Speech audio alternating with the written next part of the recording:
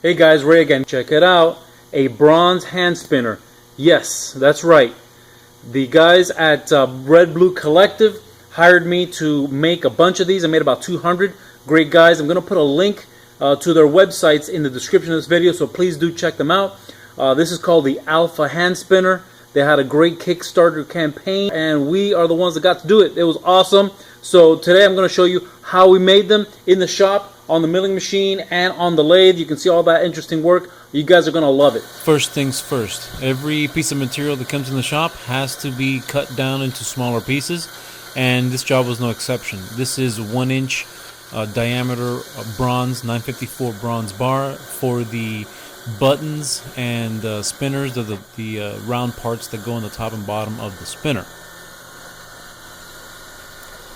Next are the actual bodies for the Alpha spinner, and they're also made out of 954 bronze, 1 inch bar by ½ inch, so 1 inch wide by 1.5 inch bar.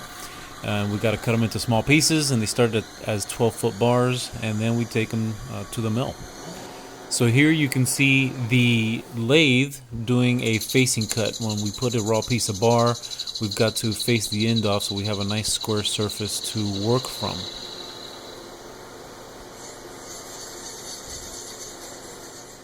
Once that's done, we can start running the program, and here we are shaping the what is called the female top. So this is going to receive the parts you'll see later that has the O-ring on it as it goes right through the bearing in the middle of the spinner. So here we're just turning the final profile, and you can see we're doing a few final passes. This material has a tendency to push on the tools, so we want to make sure we get it accurate, and you do about 2 final passes on the lathe.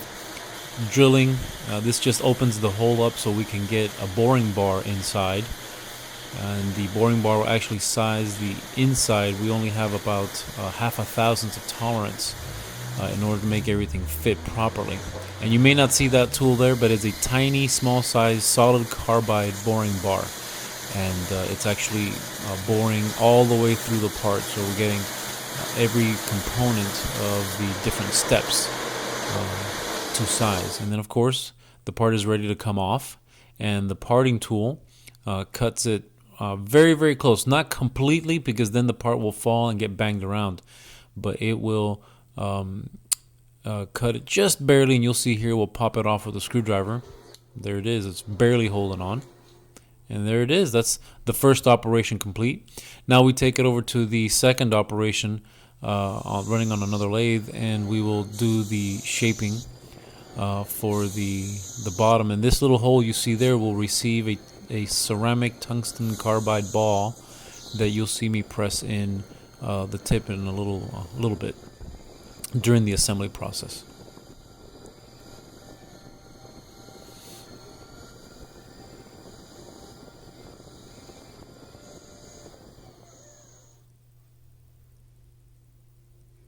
And there it is. Now we just take it out and move on to the next piece. Now this little piece here, it's an aluminum dowel about 3/8 or about 1/4 inch in diameter, I think. And this will just be to use the female top portion as an actual top. Here you can see the raw bars, raw material that we start with. That's the bronze you saw cutting on the saw. And we've got a few pieces left to cut. This was a full tray, and this is the batch of finished parts, and you can see there's quite a few in there. These are stacked 3 high and 10 wide, so that's 30, 60, 90, that's 110 pieces. Let's grab one here. You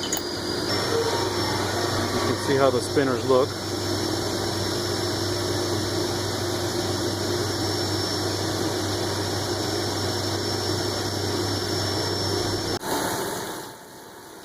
Now, of course, on the milling machine, we have to deck the bars. They are rough bars, so you got to take the skin off.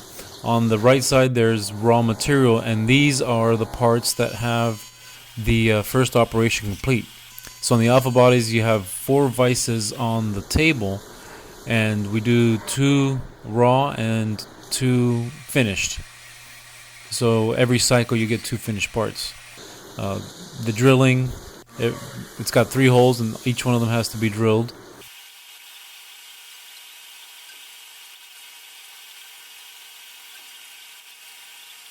What's more interesting, though, is coming up the 1-inch diameter. It's actually about 7/8 inch diameter drill that hogs out most of the material for the bearing.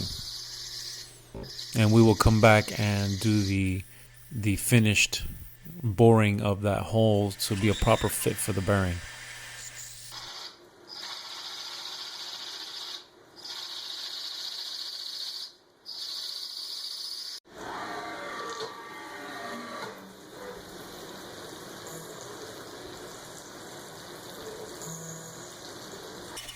This part is pretty self-explanatory, roughing it out with a 1/2 inch end mill to get the basic shape.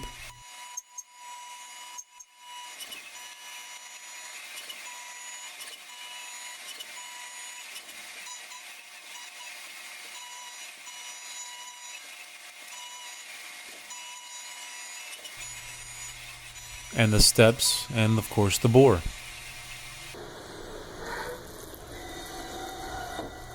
And then of course repeat for the next part. Here we've got a 1/4 inch end mill cutting all the little details. These are the finishing up the steps and all the small bits that you can't get to. Now of course assembly of this is for test fitting, so I want to make sure everything fit together. And this is that ceramic ball getting press fit into the female top. And you will see why this is called a female top. There are a total of 3 different parts that we made, different buttons or different pieces like this on out of the round bar, and not to include the actual body. If you include the body, we made about 4 pieces. But here we go. You can see how this is actually going to function when it's assembled to the body. That's why it's called a female top. Now we have to assemble the body. Again, this is just for test fitting, make sure everything was correct. So this was the first article.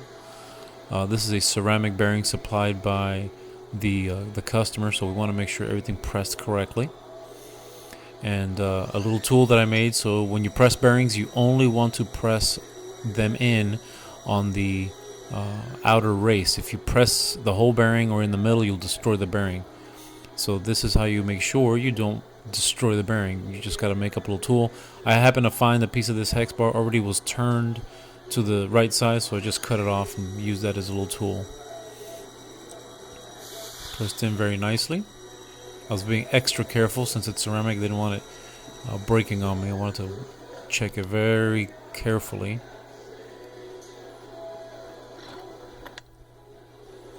There it is. And it spins like it's supposed to. Now we've got to assemble all the different parts. So there's the body with the bearing installed. That's the female top.